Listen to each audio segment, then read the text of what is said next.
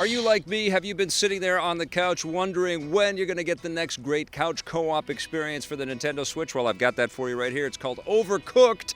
Now, this is a game that's been released on other platforms, has found some success. It's definitely a charming title, but it seems to elevate to a whole other level when you're playing it on the Switch for some reason. I played this thing with my wife, and we became obsessed with this thing. It's a cooking simulation game, which kind of marries a little bit of the elements from Cooking Mama, a little bit of Diner Dash, and basically what you got to do is, work as a team, whether you play this as a single-player experience and you're alternating between characters on the screen, which is very tough, by the way, or you play cooperatively with up to 4 players. You bounce around from each of the job descriptions. You might be, chopping up some meat to get ready to make a hamburger, or chopping up some veggies to make a soup, and you're running around to the stations, dropping all the ingredients into the appropriate cooking utensils and making sure that you don't burn the kitchen down. That sounds simple. It sounds like you get tired of that experience, but let me tell you, the folks at Ghost Town Games, and I understand it's only a 2-person team, which is just remarkable, have built in a lot of really clever, funny, amusing hooks in this game. It's got a cartoony aesthetic to begin with, but then you unlock, crazy chefs like a raccoon in a wheelchair or a cat. There's holiday-themed chefs in here as well, because you get all the expansions that have been released for Overcooked in this special edition for the Switch.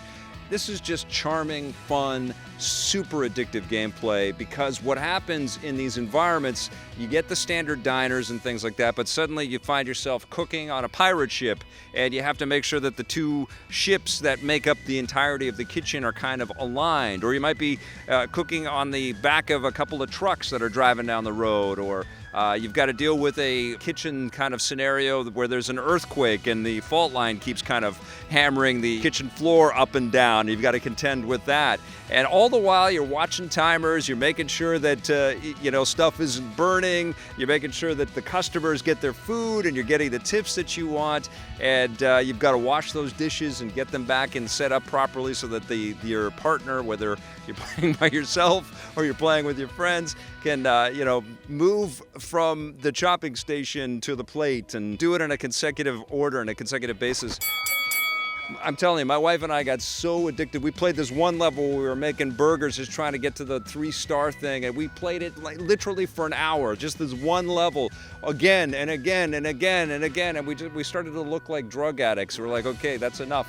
We gotta move on from this thing. And that's, honestly, frankly, that's the sign of a great couch co-op game, where you're kind of in it together. You move past the point of getting angry at each other, because I think that happens in any game where you're kind of relying on the other person to achieve some of the objectives so that you can progress forward. Well, you move past that sort of frustration. No, it's over there. No, you gotta chop that. And to the point of like, okay, we're in this together. We're gonna see this through. We're gonna beat this thing. We're gonna beat this battle. And spoiler alert, my wife and I didn't get the 3 stars, and we just had to kind of quit because it was getting nuts and we were ignoring our child. But it was wonderfully addictive, super fun, and that's the way I feel about Overcooked in general.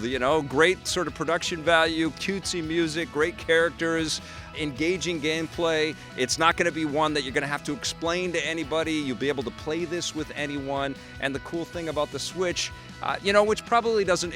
I haven't played it on any other platforms, but I would imagine it probably runs a little smoother on the PC or the other platforms. Hopefully this will get updated so that it's silky smooth. There were a couple of sort of hiccups and a couple little choppy bits in there. It's a terrific Switch couch co-op experience, and I believe that you are going to dig this game, but you're also going to bring it with you everywhere, and you're going to encourage people everywhere to join you in a game of Overcooked. Don't miss this one. I'm going to give it an 8.5 out of 10.